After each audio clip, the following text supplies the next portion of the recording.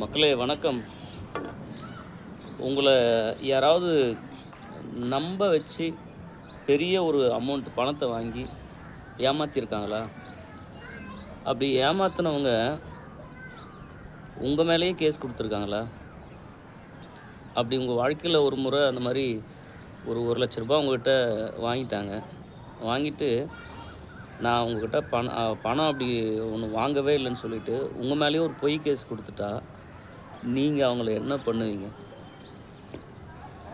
அப்படியே யோசிங்க.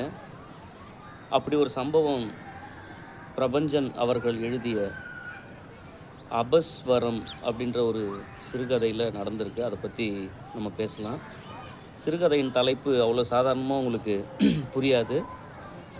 அ ப இஸ் வ ர இம் அபஸ்வரம். ஓகேங்களா? அபஸ்வரம் தான்.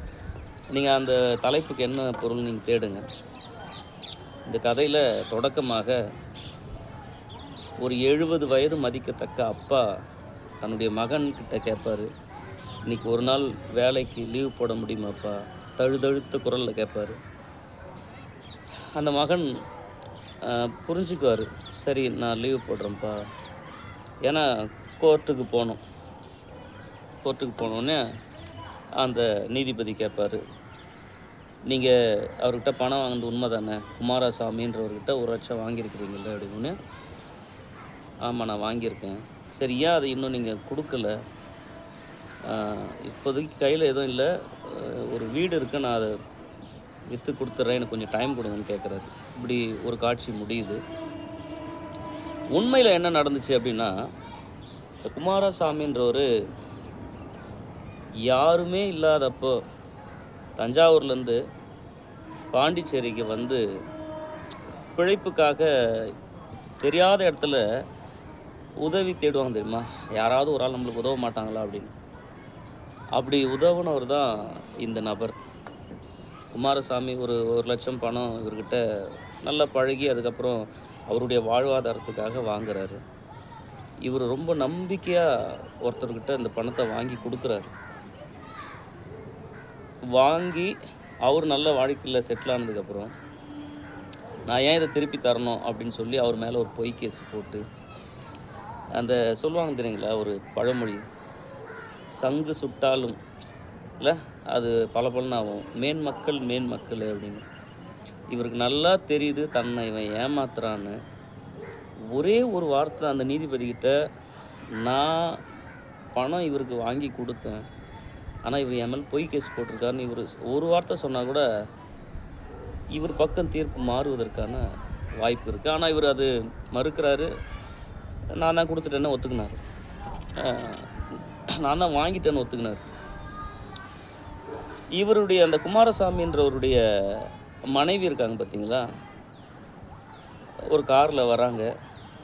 இவங்க வீட்டில் ஒரு மாலை ஒரு 7 மணி அளவில் இந்த மகன், ஏமாந்த தந்தை, அவங்க மனைவி எல்லாம் ஒரு துக்க வீட்டில் இருக்கிற மாதிரியான அந்த உணவு அவங்க சாப்பிட போகிறாங்க. ஏன்னா கோர்ட்டுக்கு அன்னைக்கு போய் வந்திருக்காரு. ஒரு இறுக்கமான மனநிலையோடு அந்த உணவு அங்கே பரிமாறப்படுது. அந்த நேரத்தில் இந்த கார்லேருந்து வரவங்க யாருன்னா குமாரசாமியுடைய மனைவி.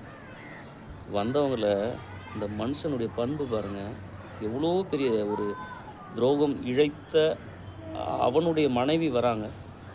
வேறு யாருனாலும் என்ன பண்ணுவாங்கன்னா, ஏதாவது அசிங்கமாக திட்டி வெளியே போன்னு சொல்லுவாங்க.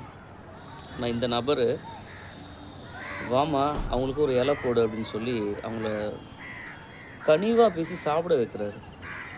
சிலர் உங்களை சாப்பிட சொன்னால் உங்களால் மறுக்க முடியாது தெரியுங்களா? ஏன்னா அந்த கனிவான உள்ளம், நீ எடுத்துக்க நீ சாப்பிட அப்படின்ற உள்ளம். சிலர் சும்மா இந்த வாய் சாப்பிடால் சொல்லுவாங்க, சும்மா அப்படியே ஒரு மேம்போக்காக சொல்லுவாங்க. அப்புறம் வாங்க சாப்பிட்றீங்களா அப்படின்னு ஒரு இழுப்பு இழுத்தாலே நம்மளுக்கு சாப்பிட தோணும். சிலர் கையை பிடிச்சி அப்படியே நேராக அந்த கிச்சனுக்கு கூட்டின்னு போய்ட்டு 2 தோசையை வச்சு கொஞ்சம் சிக்கன் குழம்பு ஊற்றி, இது நான் சமைச்சது, இல்லை நான் சாப்பிட்டேன், ரொம்ப டேஸ்ட்டாக இருந்துச்சு, எனக்காக இது சாப்பிட்டு பார்த்துட்டு சொன்னேன், அப்படிலாம் இருக்கிறாங்க ஆட்கள். இவர் சொன்ன அந்த கனிவான முறை அவங்க சாப்பிட்றாங்க. கார்லேருந்து இறங்கின அந்த குமாரசாமி அவங்க மனைவி நிறைய நகைகள், கழுத்தில் அந்த கம்மல், மோதிரம் அதெல்லாம் போட்டுட்ருக்காங்க, தங்க வளையல் எல்லாமே. இவங்க என்ன பண்ணுறாங்க, அவர் நீங்கள் கொஞ்சம் வாங்க, நான் உங்கள்கிட்ட தனியாக பேசணுன்னு அவர் தனியாக கூட்டின்னு போயிட்டு, என் கணவர் செஞ்சது பச்சை துரோகம். உங்கள அவர் அப்படி ஏமாத்தியிருக்கக்கூடாது. அண்ணா, இந்த வாழ்க்கை நீங்கள் போட்ட பிச்சை. இது 1,00,000 வருமா என்னன்னு தெரியல. என்னுடைய மொத்த நகையை நீங்கள் எடுத்துங்கன்னு கை முழுக்க நகையோட, தங்க நகையோட அவங்க அப்படி நீட்டும் பொழுது அவர் சொல்கிற வார்த்தை, குமாரசாமியை விட நீ என்னை ரொம்ப அவமானப்படுத்துகிற. முதல்ல அதெல்லாம் கழுத்தில் போடுமா. தப்புமா இது. எனக்கு ஒரு வீடு இருக்குமா, அது நான் பார்த்து கட்டினது தான். தானாக ஒன்றும் அது எனக்கு கிடச்சிடல. நான் பார்த்து கட்டினேன். நானே விற்றுடுறேன், ஒன்றும் பிரச்சனை இல்லை. இன்னும் என் பையன் கொஞ்சம் வருத்தமாக இருப்பான், ஆனால் அவன் என்னை புரிஞ்சுப்பான் அப்படின்னு சொல்லி அவங்கள வெளியே பேசிகிட்டே காருக்கு அழைச்சிட்டு போயிடுறாரு. அடுத்த முறை நீ வரும்பொழுது உன் பையனை கூட்டிகிட்டு வாம்மா அப்படின்னு ஒரு ரொம்ப இயல்பாக பேசுகிறாரு. இதெல்லாம் ஒருத்தவன் ரொம்ப ஏமாந்தவன் இல்லை, வாழ்க்கையை வெறுத்து போனவன் மாதிரி இல்லாமல் இயல்பாக ரொம்ப சாதாரண. சிலர் அப்படி இருக்கிறாங்க மனிதர்கள். இது மாதிரி மனிதர்கள்லாம் இருக்கிறாங்க. இந்த கதை பிரபஞ்சன் எப்படி முடிக்கிறாருன்னா, அவங்க காரில் ஏறும்பொழுது அழுகையோடு இவரை பார்க்குறாங்க. ஐயோ, இவங்க எப்படி வாழ்வாங்க, எப்படி பிழைப்பாங்க அப்படின்னு. அவர் அந்த இடம் கதாபாத்திரம் பேசுகிறாரு. அவர் ஏமாந்தவர், இருட்டில் நிற்கிறோம்னா இந்த இருட்டு நிலைக்குமா என்ன? கண்டிப்பாக ஒரு நாள் விடியும். இல்லை, கடவுள் இருக்காருமா அப்படின்னா அந்த இந்த இருட்டு நிச்சயம் ஒரு நாள் விடியும் அப்படின்ற அந்த நம்பிக்கையோட இந்த அபஸ்வரம் எனும் சிறுகதையின் வழியாக பிரபஞ்சன் அவர்கள் ஒரு சில மனிதர்கள் என்ன தான் மற்றவங்கள, அதாவது இந்த சொல்லுவாங்க, இந்த இவங்கெல்லாம் பிழைக்க தெரியாதவன் அப்படின்னு சொல்லுவாங்க. ஒரு இவரே பவா செல்லதுரை அவர்கள் சொல்லுவார், ஒரு பெரியவர் சொன்ன டைலாக் இது. பவா செல்லதுரை அவர்கள் சொல்ல நான் கேட்டது.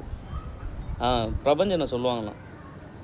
பிரபஞ்சன் அவர்கள் மருத்துவமனையில் இருக்கும்போது சொன்னாராம், பவா, நிறைய பேர் இந்த எழுத்தாளனை, தமிழ் படித்தவனை பிழைக்க தெரியாதவன் பேசுகிறானுங்க. நம்ம இந்த மாதிரி பிழைக்க தெரியாதவெல்லாம் நம்மளாம் இருக்கோ தானே, இவனுங்களாம் பிழைச்சிட்டு போகிறானுங்க. எங்களால் நீங்கள் பிழைச்சிட்டு போங்கடா அப்படின்னு பிரபஞ்சன் அவர்கள் சொல்ல இவர் கேட்டதாக, பவா செல்லதுரை அவர்கள் கேட்டதாக இந்த செய்தி நான் உங்கள்கிட்ட அதை பகிர்ந்துக்கிறேன். இந்த சிறுகதையில் பாருங்கள் மக்களே, நம்மளை ஒரு ஆள் ஏமாற்றிட்டான், அவனை எப்படியாவது பழி வாங்கணுன்ற ஒரு எண்ணம் அந்த கதாபாத்திரம் அப்படி வைக்கல. போடா, எதனா பண்ணிட்டு போ அப்படின்னு. நிறைய மனிதர்கள் அப்படி இருக்கிறாங்க. இந்த உலகம் வேறுபட்ட மனிதர்களை தன்னுள் வைத்துள்ளது. அதாவது கொடூர புத்தி உள்ளவனும் இந்த பூமியில் தான் இருக்கிறான்.